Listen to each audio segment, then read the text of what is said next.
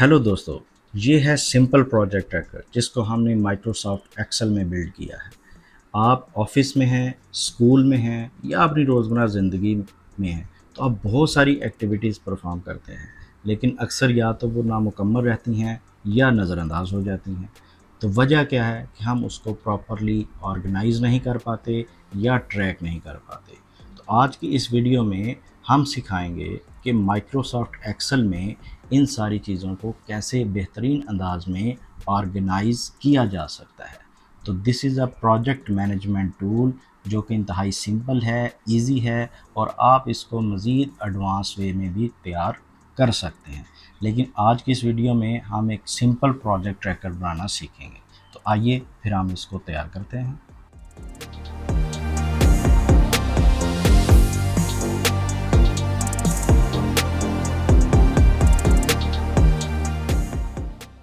ये हमारे पास Microsoft Excel की एक वर्कशीट है। सबसे पहले हम यहाँ पे टाइटल जनरेट करेंगे, प्रोजेक्ट ट्रैकर।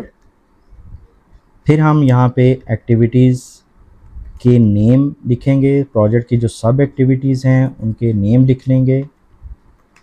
एक्टिविटीज़ आ गया। यहाँ पे हम माइलस्टोन्स उसके जनरेट करेंगे। माइलस्टोन में हम 5 किस्म के माइलस्टोन डिफाइन करते हैं: drafted, submitted, reviewed, approval, approved. और इसके बाद हम इसकी प्रोग्रेस को यहाँ पर एनालाइज और विजुअलाइज करेंगे। Progress analysis, to do and completed. इसकी विड्थ को, कॉलम्स की विड्थ को हम थोड़ा सा बढ़ा लेते हैं और यहाँ इन कॉलम्स की विड्थ को रिड्यूस कर लेते हैं। इसकी अलाइनमेंट को हम वर्टिकल करते हैं। इसके दो तरीके हैं कि यहाँ हम होम टैब में अलाइनमेंट ऑप्शन में इसको वर्टिकल डायरेक्शन में कर लें, या दूसरा हम इस पर राइट क्लिक करके फॉर्मेट सेल्स में जाएं और फिर हम यहाँ ओरिएंटेशन में इसको वर्टिकली अलाइन कर दें 90 डिग्री पे। ओके करें तो ये हमारे पास वर्टिकली अलाइन हो गया। इसको सेंटर अलाइन कर दें तो इस तरह से हमारे सामने ये आ जाएगा। इस एक्टिविटीज़ को मर्ज कर दें, माइलस्टोन्स को इसके ऊपर मर्ज कर दें, प्रोग्रेस एनालिसिस को भी मर्ज कर दें, तो इस तरह हमारे सामने ये चीज़ आ गई। इसको अब हम सेंटर लाइन, मिडल अलाइन कर लेते हैं और सेंटर अलाइन भी कर लेते हैं और इस सारी चीज़ को बोल्ड कर दें, सारे टेक्स्ट को बोल्ड कर दें। अब यहाँ पे हम एक्टिविटीज़ के नाम लिखेंगे। इस कॉलम को थोड़ा सा बड़ा कर लें। कुछ एक्टिविटीज़ को ऑलरेडी मैंने यहाँ पे एनलिस्ट किया हुआ है ताकि हमारे वक्त की बचत हो जाए। कॉपी करेंगे और यहाँ पर इसको पेस्ट कर देंगे। तो ये तकरीबन 15 एक्टिविटीज़ हैं from start of the project to the end of project. इसमें define scope, set objectives, conduct research, prepare budget, develop plan, assign task, gather resources, create schedule, build prototype, perform testing, manage risk, monitor progress, resolve issues, review results, and lastly close the project. रोज़ की height थोड़ी सी हम बढ़ा लेते हैं और इस सारे को भी हम मिडल अलाइन कर लेते हैं ताकि ये हमारा यहाँ पे मिडल में सारी जो टेक्स्ट है या वैल्यूज़ हैं वो शो हो। टाइटल को फॉर्मेट करें, पहले मर्ज कर लें, फिर इसकी हाइट को हम इंक्रीज़ करते हैं, 20 इसकी हाइट रख लेते हैं, बोल्ड कर दें, इसको भी मिडल अलाइन कर दें। तो इस तरह हमारे सामने ये टाइटल आ गया। इसका कलर चेंज कर दें, ये कलर हमने इसके अंदर रख दिया। अब इस पार्ट की जो बैकग्राउंड कलर है वो ब्लू कर लें और यहाँ पर इसको हम ग्रे कलर दे देते हैं। ठीक है, पूरे टेबल को हम बॉर्डर करते हैं। फॉर्मेट में गए राइट क्लिक से और यहाँ बॉर्डर की ऑप्शन में हम इसको कलर ब्लू कलर में करते हैं बॉर्डर को। तो इस तरह आप देखिए कि पूरे टेबल में बॉर्डर जो है वो सिलेक्ट हो गया। अब हम यहाँ पर आइकॉन्स जनरेट करेंगे। इसको सिलेक्ट करें।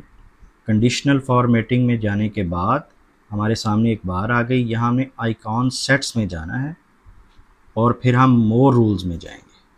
तो इस तरह हमारे सामने ये एक ऑप्शन आ गई। एक हमारे सामने डायलॉग बॉक्स ओपन हो गया।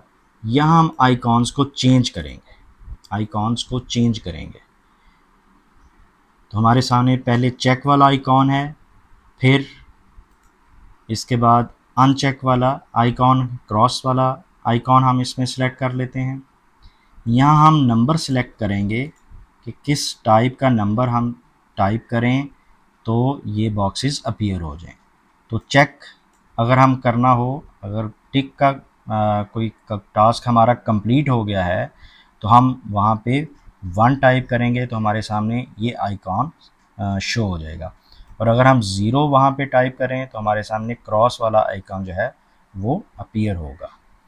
तो हम यहाँ पे करते हैं कि शो आइकॉन्स ऑनली, वहाँ 1 और 0 सेल्स में अपीयर करने की ज़रूरत नहीं, सिर्फ आइकॉन्स को वहाँ पर शो करे।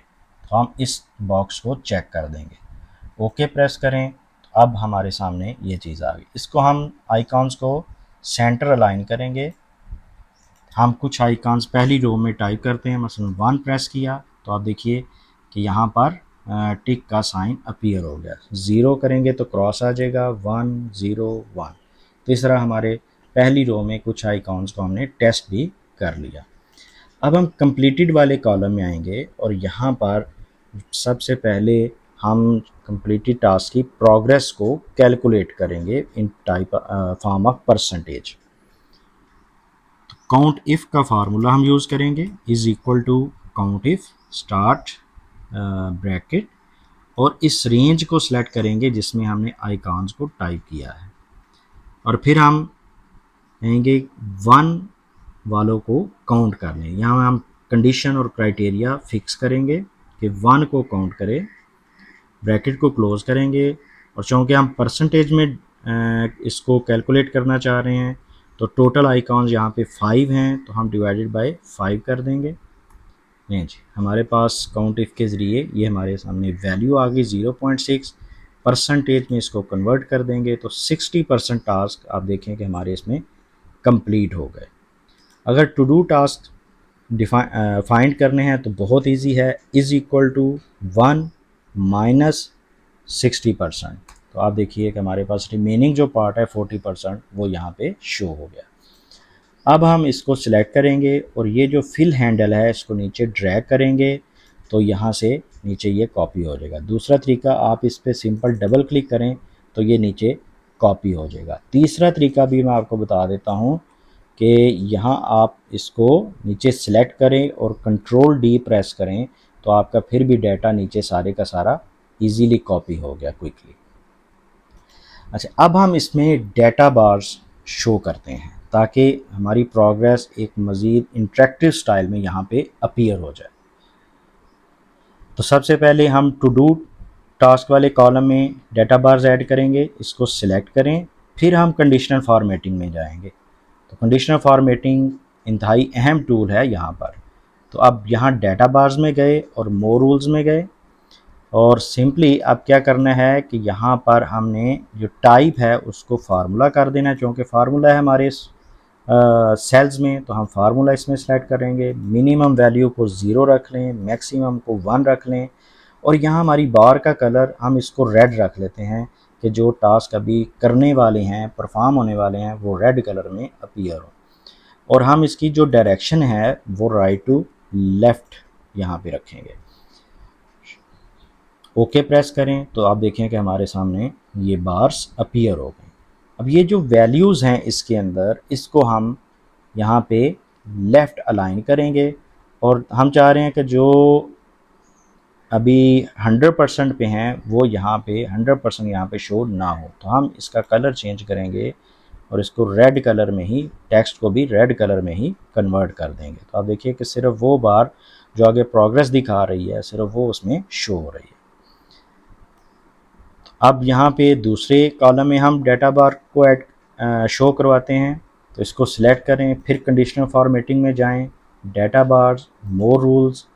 तो अब अगेन वही प्रोसेस को रिपीट करें, यहाँ फार्मूला टाइप सेलेक्ट करें, मिनिमम वैल्यू 0, मैक्सिमम वैल्यू 1, और डाटा बार हम फिर इसको ब्लू ही, जो ब्लू है, ब्लू कलर है, उसको सिलेक्ट कर लेते हैं,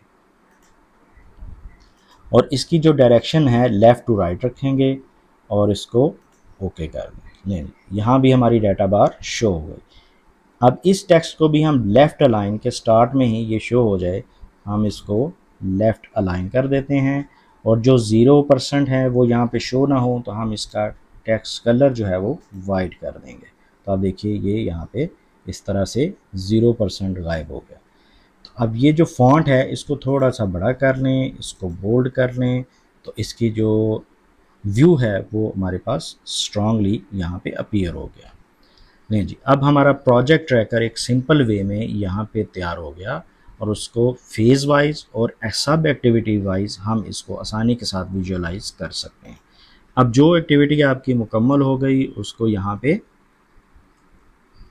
1 से कर लें, जो नहीं हुई उसको 0 शो कर लें। नहीं जी, अब ये हमारे पास एक मुकम्मल प्रोजेक्ट प्लान यहाँ पर अपीयर हो गया।